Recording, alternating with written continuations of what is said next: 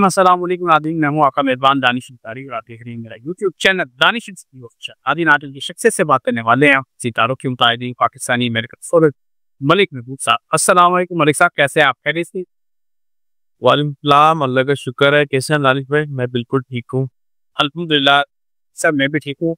पाकिस्तान तहरीक इंसाफ की तहरीक को चला रही है, लेकिन तहरीक चलाने के लिए स्टैमिना भी चाहिए होता है, रिसोर्सेज भी चाहिए होते हैं और लीडरशिप भी चाहिए होती है। तो अभी तो पीटीआई में इन चीज़ों की फुकदान नज़र आ रहा है।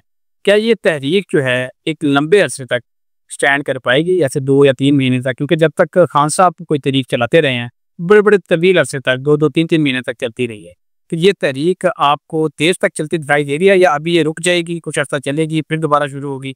क्या आपको सिनेरियो दिखाई दे रहा है इसका? देखिए, मैंने आपको एक बात की थी दानिश भाई कि मुझे ऐसा लगता है अगस्त का एक महीना है जिसमें ये तहरीक अच्छी लेवल पे, मासिव लेवल पे चलती हुई नज़र आई थी।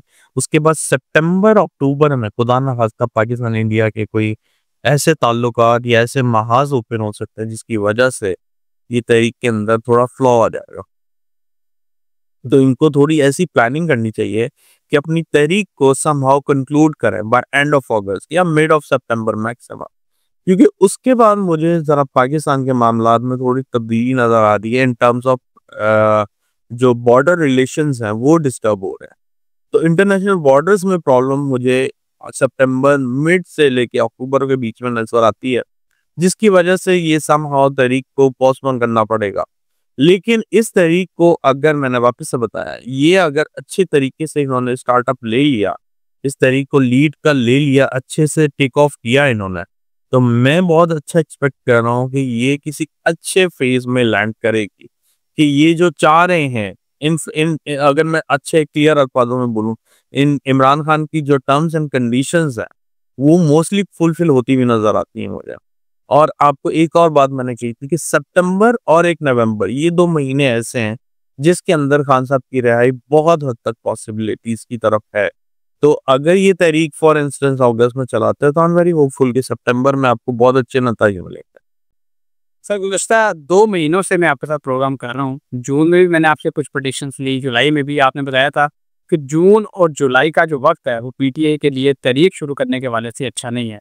और आपने एक बड़ी इंपॉर्टेंट प्रेडिक्शन की है कि ये तहरीक जो है, वो आइंदा आने वाले दिनों में या महीनों में खान साहब की रिहाई का बाइस बन सकती है, क्योंकि खान साहब के बेटे भी आ रहे हैं।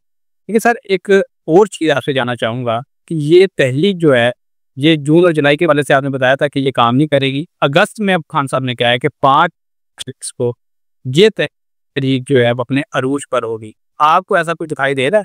पीटीआई के दरमियान तो अभी आपसी इख्तिलाफ़ात शुरू हो गए हैं खान साहब के बेटों का नाम सुन के। तो ये तहरीक 5 जून को जी, मुझे ऐसा लगता है दानिश भाई, उसकी वजह ये है कि आर इनके आपस के इख्तिलाफात हैं वो एक तरफ हैं। मुझे ऐसा लगता है कि पीटीआई में जो ग्रुप बंदी है ना वो ऑन द टॉप मैनेजमेंट है। इक़्तिदार में जो टॉप लेवल पे लोग हैं ना वहाँ पे ग्रुप बंदी है और वहाँ पे ही नहीं चाहते कि खान साहब बाहर आए। मैं आपको बहुत अरसे से बोलता हुआ आ रहा हूँ। अली अमीन गंडापुर तो एक वो है शख्सियत सामने आए हुए हैं, लेकिन उनके कंधे के ऊपर बंदूक रख के चलाई जा रही है। अभी पीछे बहुत है, इसलिए आपस में इख्तलाफात हो रहे हैं।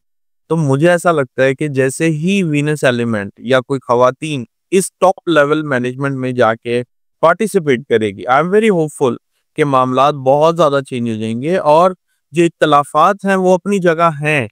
क्योंकि ये ट्रांसफॉर्मेशन का पीरियड है, मैं आपको पहले से बता रहा हूँ। इसमें आप बहुत अच्छी चीज़ें नहीं देखेंगे लोगों के साथ। इसमें सबके साथ सबका ऑडिट होता है। जब भी ऑडिट होता है तो किसी को भी पसंद नहीं आता। तो ये ऑडिट चल रहा है, ये ऑडिट फेस है इन सबका। तो मुझे नहीं लगता कि इख्तलाफात खत्म होंगे, इख्तलाफात बढ़ते रहेंगे। लेकिन अगर वीनस एलिमेंट टॉप मैनेजमेंट पे आ गया, मैं इस तहरीक की बात कर रहा हूँ, ये तहरीक बहुत अच्छा बूम करेगी, आप माने ना माने। लेकिन अगस्त में, जुलाई में मैं अभी भी इसी बात पे हूँ कि अगर ये तहरीक जुलाई में आगाज हो गया, और मुझे ऐसा लग रहा है 5 अगस्त का मतलब ये है कि तहरीक जो है एक्चुअली में रोडों पे या अपना इन्फ्लुएंस दिखाते हुए 5 अगस्त से दिखाई दी जाएगी। मुझे अभी नहीं लगता, अभी ये तैयारियों का फेज चल रहा है, मुझे नहीं लग रहा ये अभी होगी।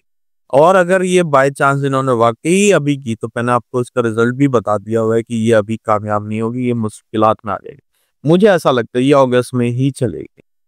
मलिक साहब, हमारे अक्सर नाज़रीन ये कहते हैं या शिकवा भी करते हैं कि अच्छी खबर फायक है।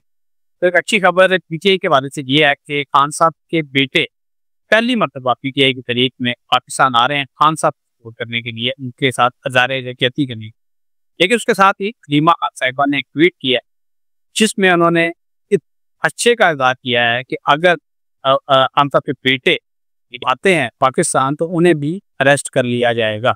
मैंने सर आपसे ये जानना है कि अगर खान साहब के बेटे आते हैं तो क्या वो इस खान साहब को जेल से रिहा करवा पाएंगे? और सबसे इम्पोर्टेंट कि पीटीआई में अब इख्तलाफात मज़ीद बढ़ने लग गए हैं खान साहब के बेटों के हवाले से, क्योंकि लोगों को ये महसूस होने लग गया है पीटीआई के जो मौजूदा रहनुमा है कि खान साहब के अगर बेटे वापस आ गए पाकिस्तान में तो वो पार्टी को टेक ओवर कर लेंगे। इस तरह के मसाइल भी आ रहे हैं। तो ओवर टू यू सर, बताएं कि इस सिचुएशन के बाद, इस खबर के बाद पीटीआई में क्या नई तब्दीलियां नजर आ रही हैं, पीटीआई का जायचा क्या बता रहा है। और सबसे इम्पोर्टेंट एक खबर मैं आपको बताना चाहूँगा, वो ये है कि हलीमा खान साहिबा ने कहा है, खान साहब का पैगाम पहुँचाया है कि 5 अगस्त को पीटीआई की तहरीक जो है वो अपने अरूज पर होगी। क्या ऐसा होगा? सितारे क्या बता रहे हैं, सबसे जाने। जी सर। देखिए दानिश भाई, पहले मैं आपको थोड़ा-सा रेफ़रेंस दे देता हूँ प्लैनेटरी पोज़ीशंस का।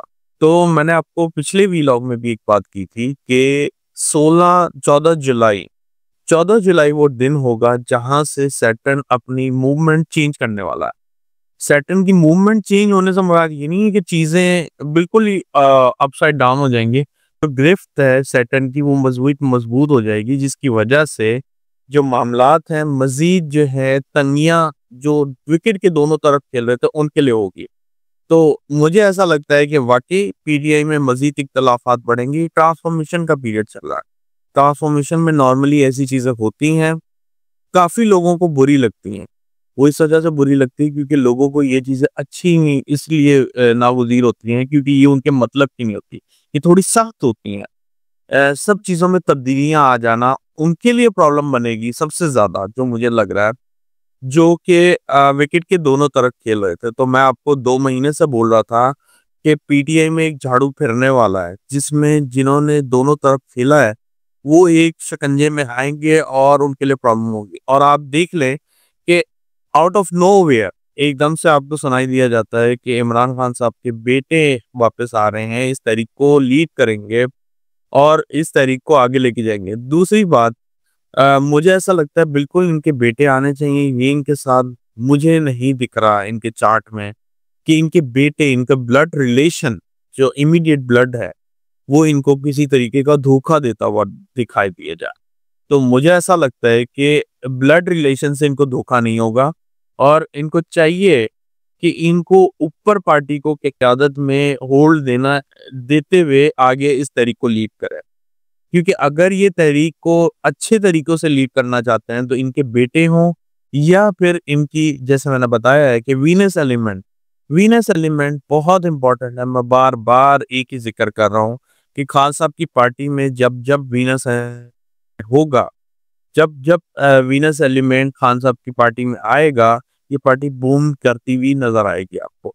तो मुझे तो बहुत अच्छा दिख रहा है कि अगर ये तहरीक अगस्त में स्टार्ट होती है तो इंशाल्लाह ये पॉजिटिव नोट पे ही खत्म होगी या ये तहरीक जो है खान साहब को रिहाई दिलाते हुए आपको नजर आएगी। मैं इतनी बड़ी बात इसलिए कर रहा हूँ क्योंकि इस तहरीक में वीनस एलिमेंट एक्टिवेट होगा और इनके बेटे होंगे। तो आई एम वेरी होपफुल कि ये तहरीक किसी तरीके की खान साहब की रिहाई के लिए बहुत मुस्बत अंदाज में खत्म होगी।